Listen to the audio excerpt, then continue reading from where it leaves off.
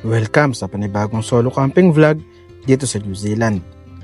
Samahan niyo akong salubungin ng bukang liwayway at pagmasdan ang ganda ng kalikasan sa timog silangang bahagi ng Auckland. Habang nagkakamping tayo, susubukan ko ring lutasin ang maliliit na suliranin na maaaring maranasan. Kasama na rin dito ang pagharap sa takot ng mag-isa sa gitna ng kadiliman. At sa gitna ng katahimikan ng kalikasan, pagsasaluhan natin ng simpleng pananghalian, nilagang gulay at pritong tilapia. Ako, si Paring Mike, isang solo camper dito sa New Zealand. Tara, samahan niyo ako sa aking munting paglalakbay. Well, let my mind go serene like a cool water stream that runs from the mountain so tall. Oh, take me back down the old dirt road.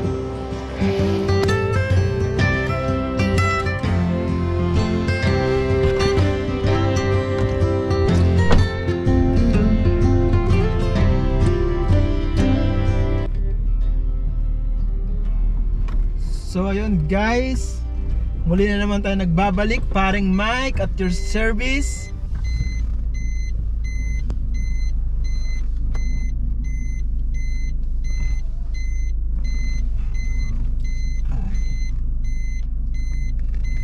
So sa ating video ngayon ay katulad ng dati, camping ulit tayo.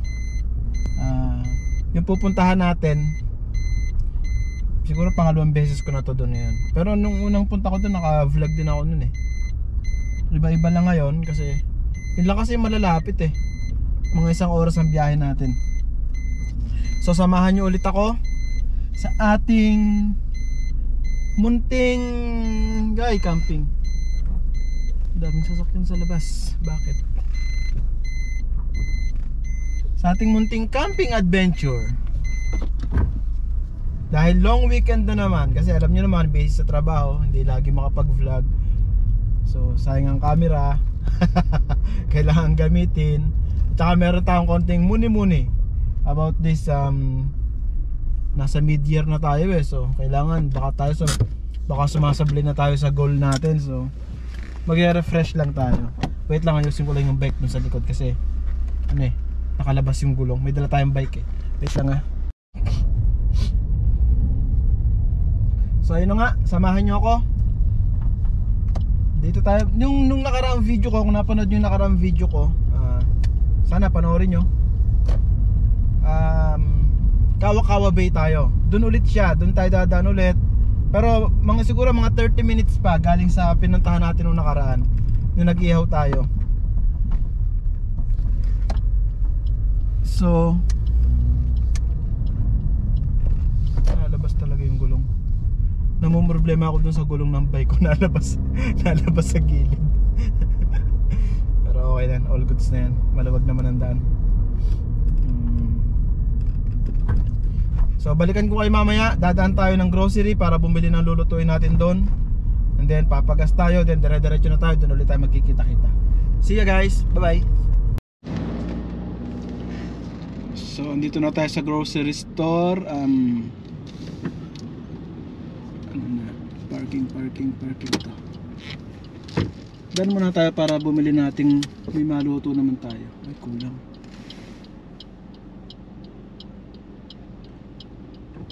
Pasok.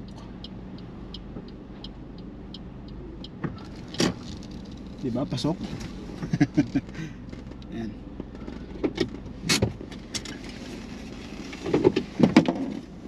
Wait nyo lang ako dito guys. Babalik ako sa ilang sandali. Wait lang .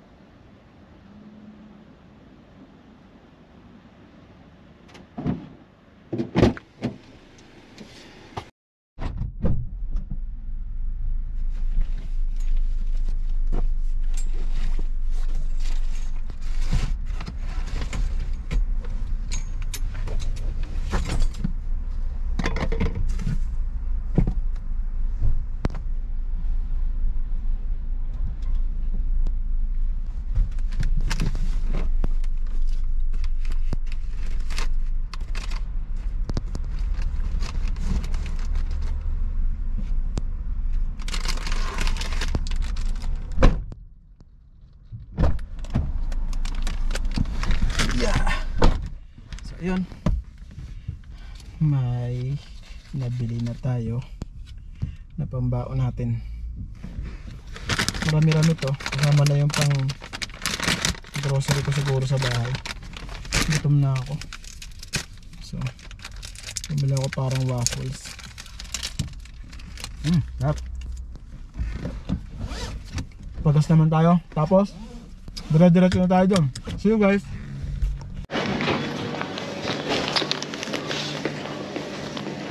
Hi, good morning. Pump number 9, $50, 91.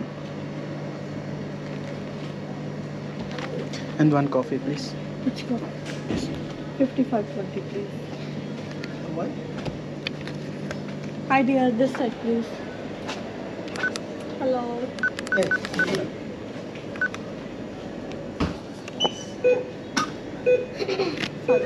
I'll be back for the coffee.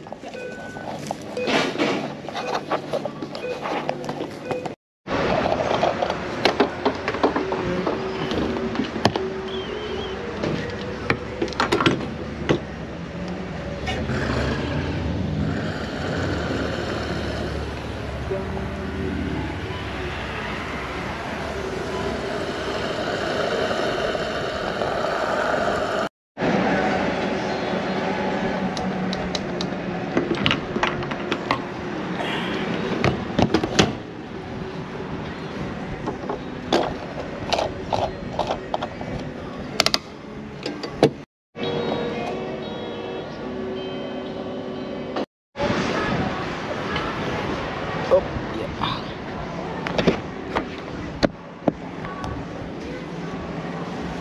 yeah. Init, ang init. So yun, nakapagpagas na tayo, nakapamalengke na tayo. So all good na.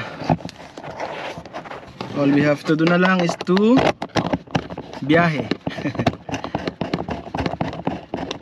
Change position lang natin mga camera natin. So mas magandang view. Dito kasi yung mic ko sa camera na to. So ba't namatay? Mas maganda kung pagpapalitin natin sila ng pwesto.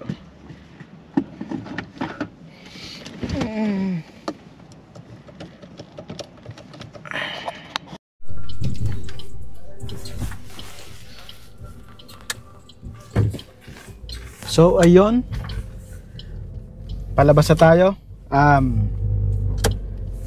Tuloy-tuloy na to. Doon na tayo magkikita-kita siguro pag malapit na tayo. Titingin tayo ng mga konting view. Pero sa mga oras na to, pabiyahe na tayo. Dire-diretso na to. Doon na tayo magkita-kita guys.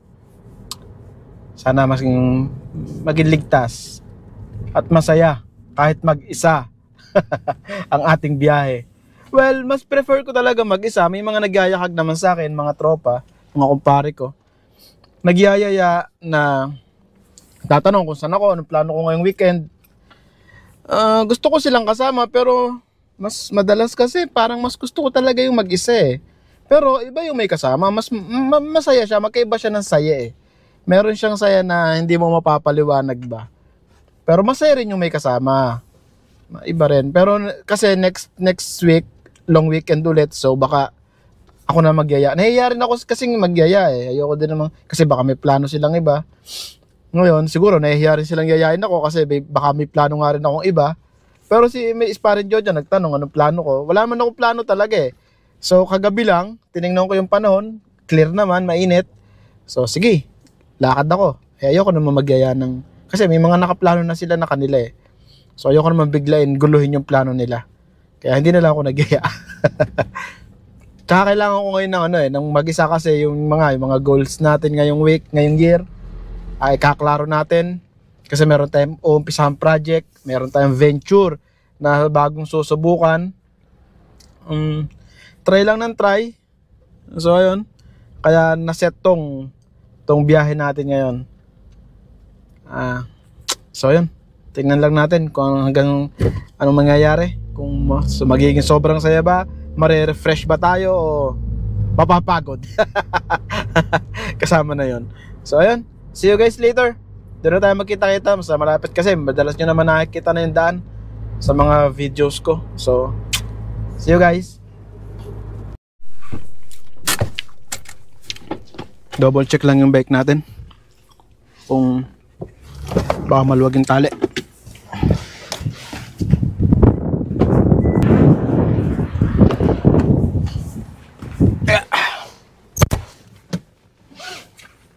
Okay, let's go na ulit sa ating biyahe. Time to time, check na lang natin yung tali kasi baka lumuwag, delikado. Ay. Nasanay na ako uminom ng kape na walang asukal. Months na. Minsan parang totoo talaga yung kasabihan no, na hindi yung destinasyon ang mahalaga, kundi yung buong biyahe mo. Minsan, ganon. Yun talaga yung buong biyahe ang masaya. Katulad ngayon, no, sa view pa lang, busog ka na. Talaga. Kaya, maswerte ng mga kabataan ng New Zealand. Yung mga, kasi, na-preserve ng mga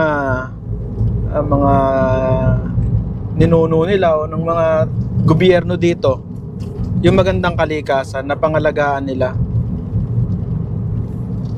which is sa Pinas din naman marami, di ba? Nakikita ko ang dami ko napapanood na vlog ang unang-una nag-inspire sa akin sa ganitong camping kasi noon ang isip ko puro trabaho lang, parang walang pag-asa na makapag-camping na ganyan kasi putrek. Kulang pa sa needs yung yung sahod. Magkaroon man minsan ng sobra pag overtime lang. Hindi naman lagi may overtime. So, ayun, parang naging imposible sa akin yung camping. Pero noon pa, nag-umpisa to nung napanood, nung in-interview sa akin ng anak ko si Jeyoong, si Masid. Sabi niya, papanood natin yung Masid kasi sikat na sikat siya noon Year 2000, pagkatapos yun ng pandemic. Sikat na sikat sila nun. So ayun, simula nagkaroon ako ng idea na balang araw siguro. Hindi man ako nawawalan ng pag-asa, pero sa sitwasyon namin nun, paycheck to paycheck talaga. So sabi ko, tas yun hanggang sa nakapanood ko na yung mga ibang mga camper, sila Sipboy First Time, tapos yung mga moto camping nila Direk Gino, ni Eli Motor, yung grupo nila, tapos yan sila John Fox, si Mamen, tapos yung mga kasama niya ngayon, si Pobre, tsaka si Pobre na manlalakbay, the legend, at tsaka meron pang isa si Batang Prombi. Yan, medyo kumukuha ko ng idea, nakaka-chat ko siya dati. Medyo kumukuha ko sa kanya ng idea. Yan ang mga nakaka-inspire. Pero marami pa si Outdoor Boys talaga. Kaya lang nakakalungkot na balita. Hindi ko alam kung totally quit na ba siya o meron siyang yearly upload. Pero grabe no, ang tindi nung decision niya yun. Kasi napakaraming YouTuber na gustong sumikat, di ba? Yung hunger for fame. Pero siya ayaw niya. Ayaw niya kasi yung privacy ng family niya mas mahalaga sa kanya. Na parang hindi siya komportable pag yung pinupuntahan niya, sikat na sikat siya. Bakit ganun? Na may nagpapapicture sa kanila ng mga anak niya. Teka, umisod yung bike natin. Ayusin muna natin. So mahirap pala pag may dalang bike. Tanggalin ko kayang gulong, no? Tingin nyo. Tanyong ganda, di ba? Uy. Mukhang magiging mahaba tong video natin ngayon, Kasi ngayon pa lang, magiging madaldal na ako. Baka wala na akong masabi mamaya. Wait lang, What's wrong with you? Misod ka, di ba? Oh, ayun na nga. Natanggal na naman ang kanyang tali. Tanggalin ko yung gulong para makales ng bigat. Okay. saan ko siya ilalagay? Ay, yung drone ako nalaglag. Alright. I'll put you here. Uy, mabasag yung ating egg. O na lang. Baka ma-damage. Pwede pala rito. Punong-puno sa sakyan natin. Para di na tayo uwi bala ko kasi sana mag 2 days. Mag 2 days ng camping. Kasi 3 days naman ng pahinga. So let's see kung hanggang saan tayo dadali ng ating what you call that?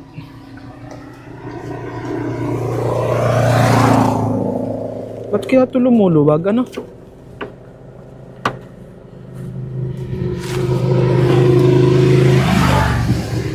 Kasi nga siguro sa bigat ng load, tapos wala pa siya sa sentro, kaya ngayon siguro ko naman hindi ka naluluagan bago tayo makarating doon gabi na. Ang schedule kasi ng camping dito, dapat 11 AM nakapasok na ako doon. Tapos bukas ng 11 ulit, 11 AM ulit bukas, lalabas na ako. But ang nangyayari is, anong oras na? 12 na. 1. Makakarating tayo doon mga 2. So, pagdating doon, setup na lang. Frozen pa yung pagkain natin. Pero may bago naman akong itlog. So baka bukas na yung isda. Maprito lang natin siya mamaya. Okay na yan. Sige na guys, sayang ang battery. Taka memory. Pero ang ganda ng tingnan nyo, ganda di ba? Pakikita ko lang sa inyo itong magandang to. Kasi alam ko hindi ko pa ito napapakita sa sa ibang videos natin di ba? Ano man napapanood mo sa napapanood mo sa SEDI nung araw, yung drawing sa libro, mga painting, gantong-ganto guys, kung alam nyo lang, napakaganda talaga. Gantong-ganto, yung may mga baka, tapos may bahay na yung katulad nga kay SEDI, ang Munting Prinsipe. Sobra guys, napakaganda ng New Zealand. Wala akong masasabi.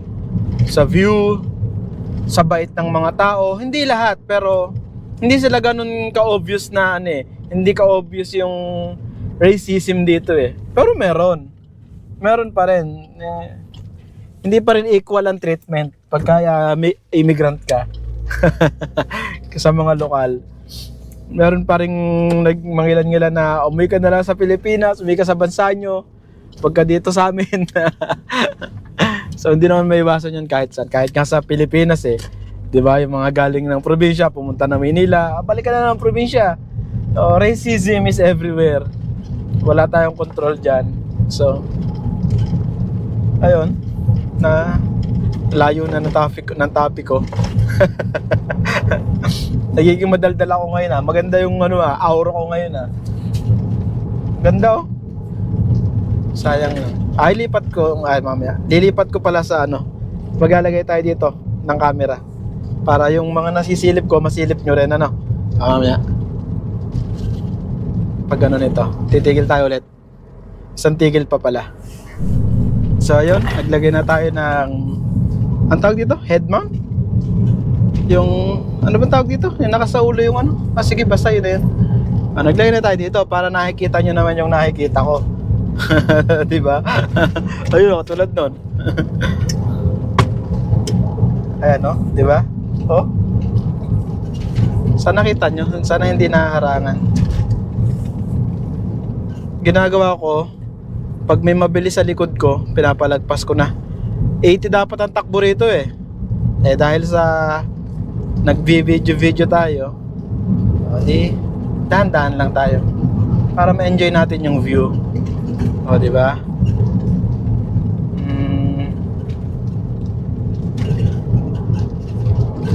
Ganda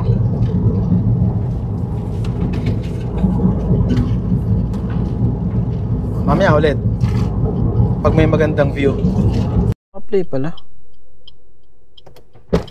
Ay, lumuwag na naman yung bike natin. Ano ba yan? What's wrong with you?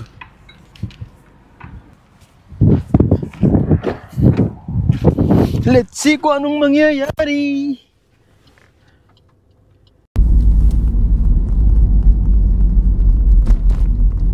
Yan, ang ganda oh. Yan, iba yan. Bago yan sa paningin natin, oh, di ba? Napakaganda. Ito. Simula rito, parang hindi ko na masyadong alam yung daan. Pero susubukan kong alalaanin. Kasi madalas naman ako rito. Madalas pangalawa. Unang punta natin dito, hindi tayo pinayagan magpalipad ng drone. Bawal daw. Hindi tayo pinayagan ng forest ranger. Kasi kaya hindi tayo pinayagan kasi nagpaalam ako. Ngayon hindi na tayo magpapaalam. Kasi sayang yung view, ang ganda talaga. Pero meron naman akong video no na kaya lang sa GoPro lang. Pero maganda sana kung makikita natin siya aerial view eh, diba? Ito. Simula dito medyo hindi na ako familiar, medyo nakalimutan ko na, pero alam ko may roundabout to. Sa roundabout kakanan tayo. Tapos yun na, dire-diretso na ulit yun. Ito zigzag road. Ano ito?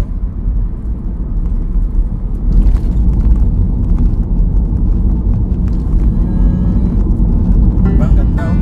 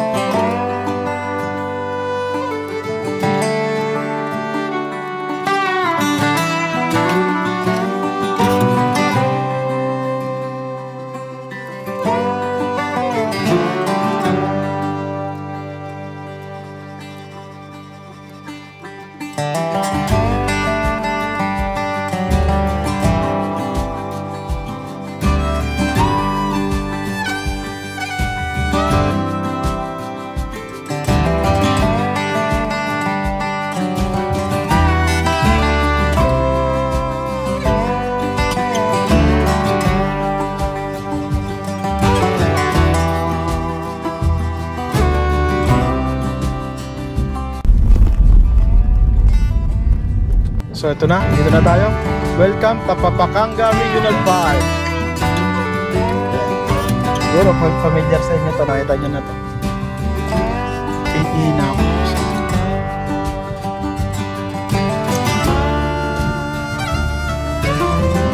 Saka tayo, mamaya magbabike tayo rito, babalikan natin. Dadala tayong drone. Papark muna tayo doon. Set up ng tent. Then labas tayo, magbabike naman tayo bago magdilim.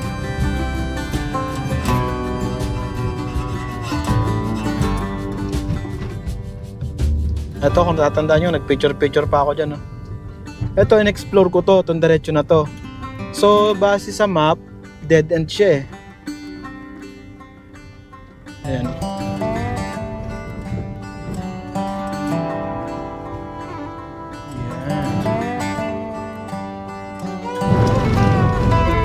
Hi, kambing. Base nung nag-book ako, parang walang masyadong tao kasi ang daming space na available eh. 40 spaces ang available nung time kagabi. Hi! kung nag-book ako. So sana meron kahit konti kasi ang lungkot naman pag mag-isa lang ako dyan. Bihira na kasi yung magka-camp ngayon kasi malamig na yung magka-camp sa tabi ng dagat. Ang pinili ko kasi yung seaside view kasi nung nakaraan doon tayo sa sa taas. May overlooking sa taas. Pero sa baba, maganda naman pag open mo ng tent mo, well, dagat na. Pero yung hangin,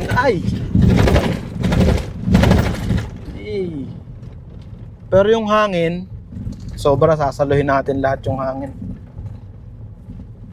Unang-una natin gagawin ay iihi pagkarating natin doon. Medyo malapit na naman tayo ito pagkatapos ng tulay na to.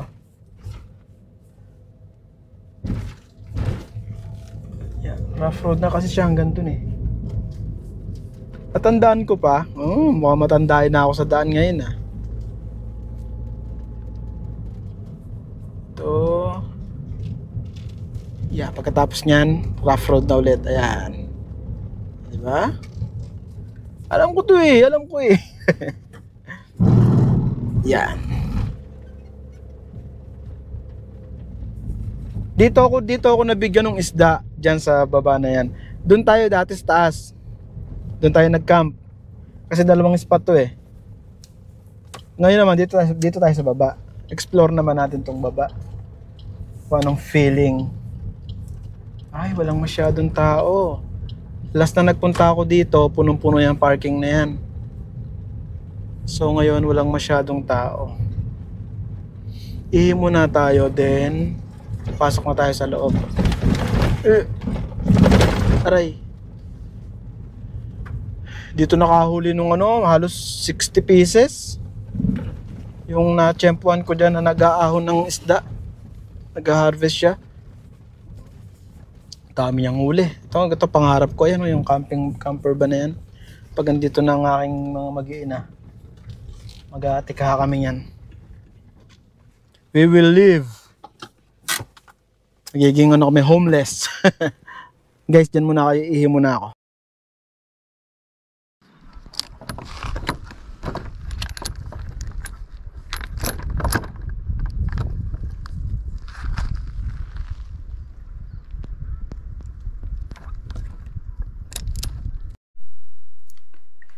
So ayan, mukhang epic fail tayo ngayon ah. Kasi hindi ko mabuksan yung gate. Tapos wala nagka-camping. So it means closed na siya ngayong season. Pero bakit sila nagpabook pa hanggang Sunday? So ibig sabihin kasi niya closed na eh. Yan. Hanggang September na ulit ang bukas. October kasi summer na yan. So epic fail. Nag-charge sila, close na pala. How come? Dapat natulog na lang ako ah. Pero pwede naman tayo ito hanggang maghapon. Or kaya dito na lang matulog sa labas. Luto tayo dyan sa baba. Okay, maganda. Gutom na pa man din ako. Magluto na lang tayo. Bilahin natin ang gamit natin dun pababa. Kasi hindi ko talaga mabuksan eh. Paano kaya? Try nga natin tumawag. May telephone dito eh for assistance. Try nga natin.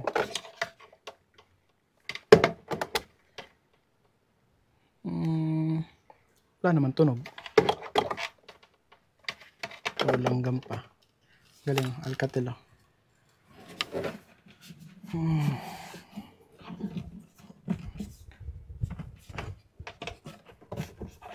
Wala naman din ako mapagtanungan.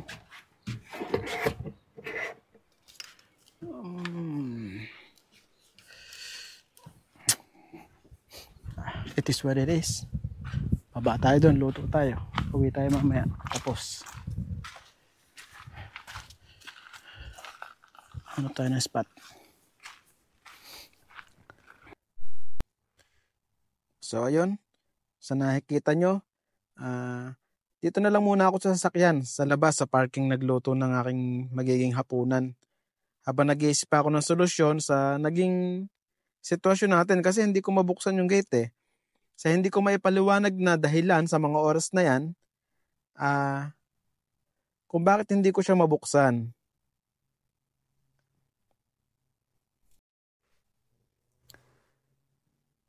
Ngayon, pwede rin naman akong pumasok sa loob.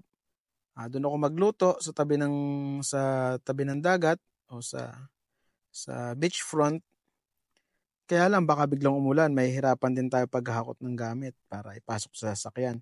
Kasi wala tayong masisilungan sa loob eh. So dito ko na lang napagpasyahan talaga tapusin ang pagluluto ko. Habang wala pa tayong mabisang solusyon. Kung ano ba ang dapat nating gawin. Enjoy lang. Kahit anong mangyari, enjoy lang. Di ba? Nagprito na lang tayong tilapia, naglaga ng gulay. Mairaos lang. Di ba? Few inches later. Yo! Inabot na tayo ng gabi. Kaantay doon. Buti lang hindi ako umalis agad. Kasi mali pala yung nabook natin. Hindi pala doon sa baba. Dito pala sa taas. Ay, nako. Galing na kasi ako dito eh. Kaya ayaw ko sana dito.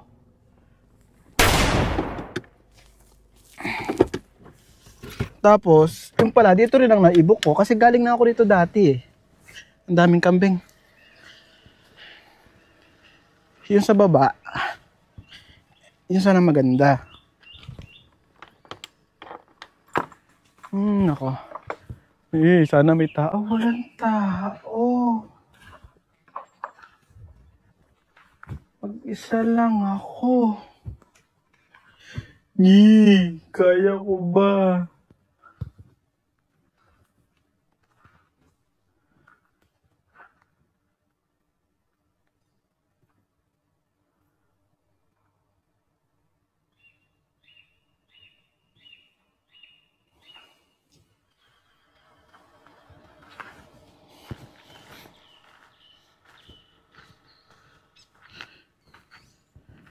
So, walang ibang tao.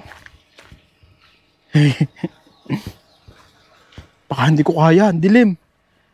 Takot ako.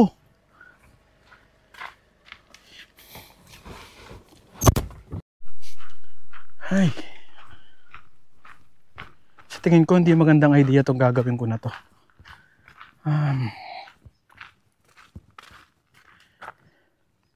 Kita nyo naman, wala namang ibang tao. Paano to?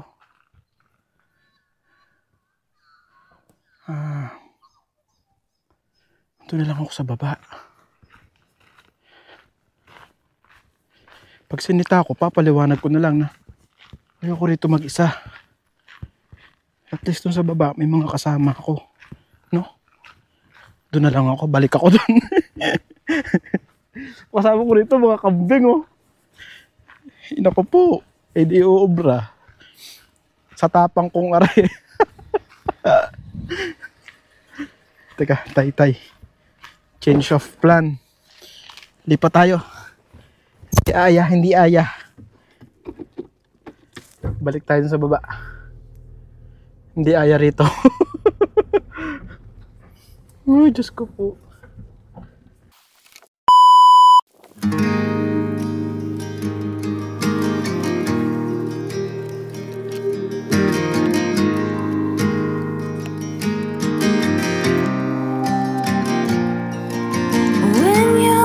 And no one's there,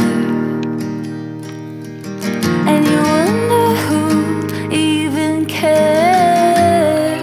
Oh, come back to your breath, don't drift away from me.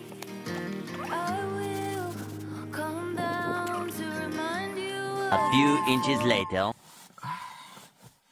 So yun guys, mag-alas 12 na. So, dito na tayo matutulog. Sobrang lamig, grabe, naulan pa. Buti may dala ako sleeping bag. Pero parang mas maginaw matulog dito sa loob kaysa sa tent. Ramdam na ramdam mo ang hangin. Dito kahit pa paano, hindi masyado. Masikip lang. Hindi lang makakaunat. Pwede na to. Tanggalin lang natin itong mga kalat-kalat natin dito. Para makaunat tayo ng ayos.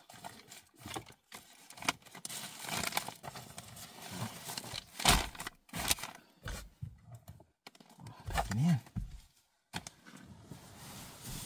Suot natin itong ating sleeping bag. Dahil napakalamig, sobra. O, diba? Paggising natin bukas, ang dami na nakapark dyan. Pinapanood tayo. Sana andun pa yung bike ko andun sa likod, tsaka yung gulong. Sana paggising natin andun pa rin.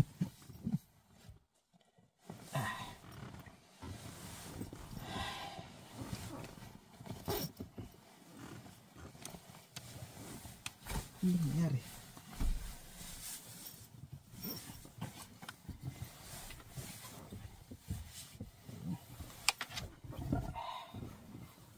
Kita nyo ba setup natin? Ito ang setup natin, oh. Ayan. Yan yung paa natin, oh. Ito na tayo. So paano, guys? Tulog na tayo. Magkita-kita tayo ulit bukas. Good night, everyone. Ang ating masayang camping, pero bukas babawi tayo.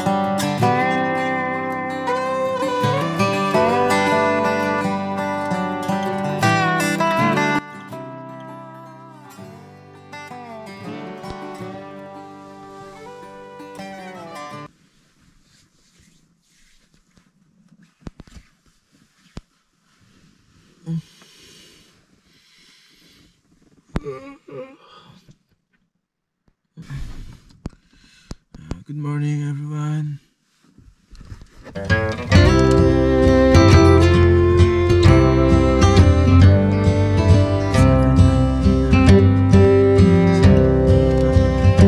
Take me back to the old dirt road where Mama and Papa used to go. Let's sing all them songs from a long time ago and pine for them old days of yore. Well, let me run through the breeze like the leaves on the trees. Let me fly like the leaves when they fall.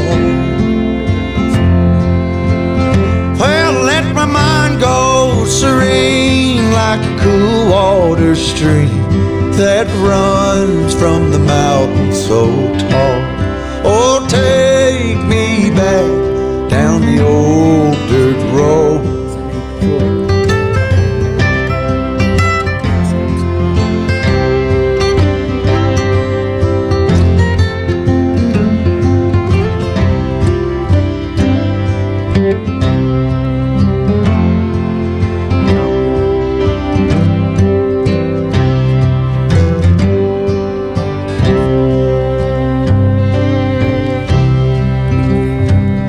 Take me home to rest where the mockingbirds nest and to cry through the dream in the spring. Let's go back a ways to the old bygone days and the simple time we lived back when. Well, let the pull of and the sweat from my brow, and the glow of the fire pulled me home. Let me wind down my days in the sweet dusty haze. Take me back down the old dirt road. Oh, take me back down the old dirt road. Take me back down the old dirt road.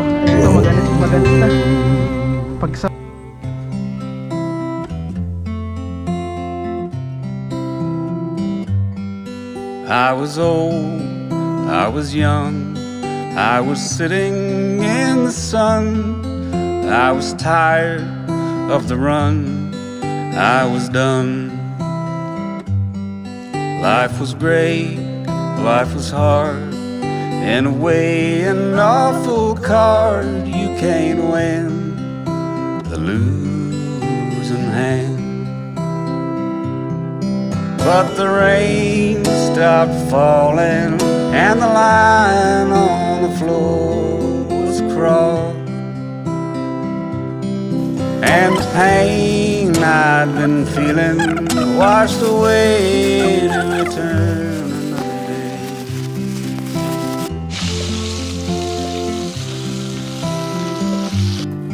I was cold, I was bold, I had fragmented my soul into pieces contradicting themselves.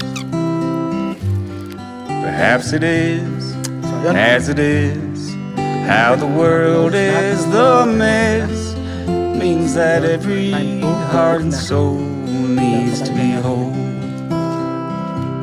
And the road signs keep changing as the road stretches out ahead,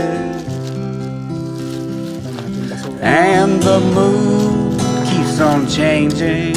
All I wanna do is lie down in bed.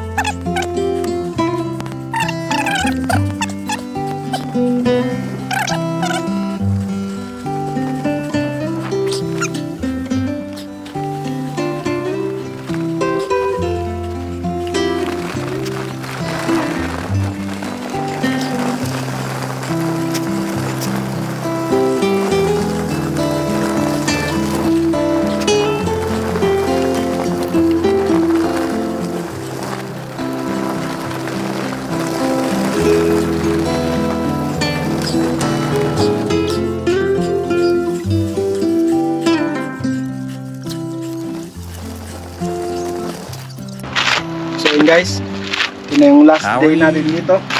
Are you blue? I can Spend din tayo ng 2 days almost and 1 night. Pwede pa sana isang gabi kasi parang gusto ko pa nga eh. Parang ayaw ko pa umuwi. Kaya lang baka tayo sitahin eh.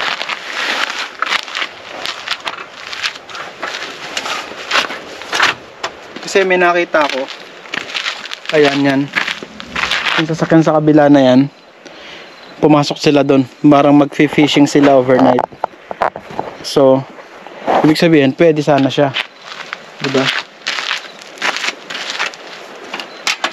Depende na lang sa'yo kung gusto mo. The thing is, kaya ko naman mag-overnight. But the problem is, baka ako lang mag-isang nandyan. Yun ang hindi ko kaya.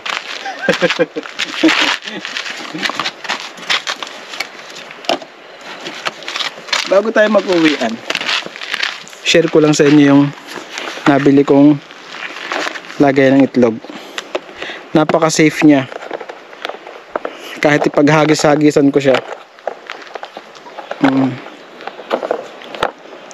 Yung size ng itlog na nilagay ko dito ay large. Yung iba medyo masikip pero halos lahat naman siya safe. Kita nyo? Ang lalaki niyan. Oh. Large to. So safe na safe kahit ipaghagisan ko yung itlog. Galing, no? Nabili ko to, isang bag siya, pack bag na may mga kutsara, plato. Meron siyang sarili-sariling rack, lagayan. Tapos nakita ko to sa kabilang bulsa. Ito pa lang, okay na. $12 lang lahat yon. Dito pa lang, solve na tayo.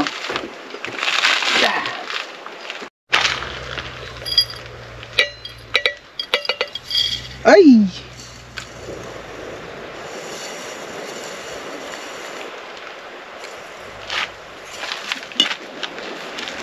So guys, nagpapasalamat lang ulit ako sa inyo sa pagsama sa akin sa 2 araw at 1 gabing relaxing moments natin.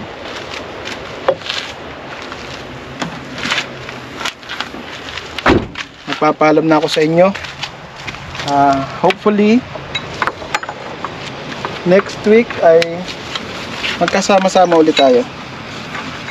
Tingnan natin kung saan naman tayo, kung kasama natin sila paring Raymond o si paring Jojo. Kailangan naman natin sumama sa mga tropa, hindi lagi tayong mag-isa, diba?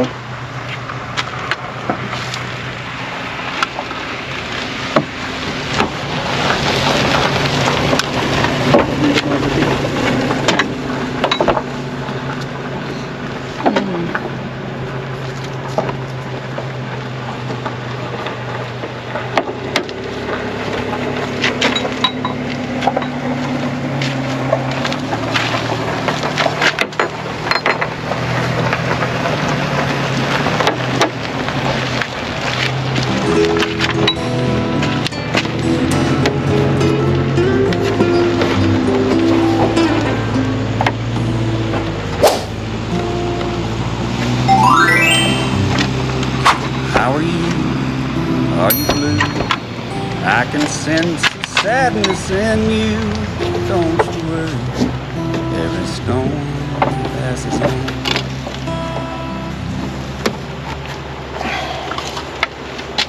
Paano? Maraming salamat sa inyo. Hanggang sa muling pagkikita next week. Kita-kita ulit tayo, ha? Hanggang dito na lang muna. Lagi niyong tatandaan, lagi kayong mag-iingat. Huwag kakalimutan tumawag sa itaas. Goodbye everyone.